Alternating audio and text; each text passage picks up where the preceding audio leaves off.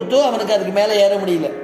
இப்படி எல்லா விரதமும் கடைபிடிச்ச அவருக்கு இந்த ஒரு காரணம் இல்லாமல் பிறரை ஹிம்சப்படுத்தக்கூடிய ஒரு தோஷத்தினால அந்த ரிஷி எப்படி சர்வத்தையும் இழந்தானோ, சுவாமி நீங்கள் விரதத்தை கடைபிடிச்சிட்டு வந்துட்டு இருக்கே, உங்களுக்கு இந்த மாதிரி உபாதை வரலாமா?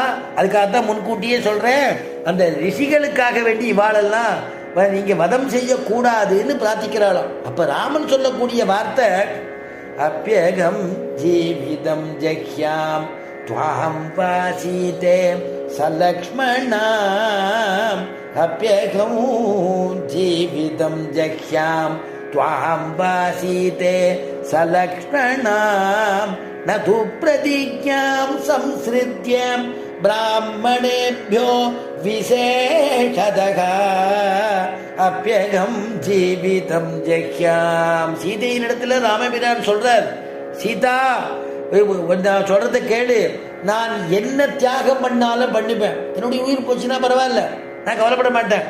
அப்யகம் ஜீவிதம் ஜஹ்யாம், அது மட்டும் இல்லாம துவாம் வா சீதே, சீதே ஒன்னையும் நான் தியாகம் பண்ணாலும் பண்ணுவேன். ஒரு கால் இளைய பெருமாள் லக்ஷ்மணன் தியாகம் பண்ண நேரிட்டாலும் தியாகம் பண்ணுவேன். ஆனா நது பிரதிஜ்ஞாம் சம்ஸ்ருத்ய, ரிஷிகளுக்கும் பிராமணோத்தமாளுக்கும் பண்ணதான பிரதிக்கைய நான் மறக்க மாட்டேன், அவளை நான் காப்பாத்துவேன், அதுதான் என் தர்மம்ங்கிற. ஏன்னா சாது பரித்ராணம் தான் முதல் தர்மம்.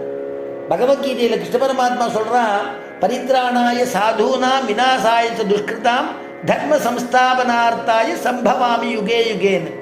சாது பரித்ராணம் முதல்ல, அதனால அதை நான் பண்ணுவேன்னு சொல்ல உடனே அங்க அப்ப கூட சீத்தை நினைச்சாலாம், பின்னாடி அனுமான்ட்ட சொல்ல போறா, உங்க ராமன் இருக்காரே, அப்ப இன்னைக்கு வனத்துல பேசும் பொழுது நான் மகரிஷிகள் கொடுத்த வார்த்தையை நான் மீற மாட்டேன்னு சொல்லும் பொழுது என்ன நான் தியாகம் பண்ணாலும் பண்ணுவேன்.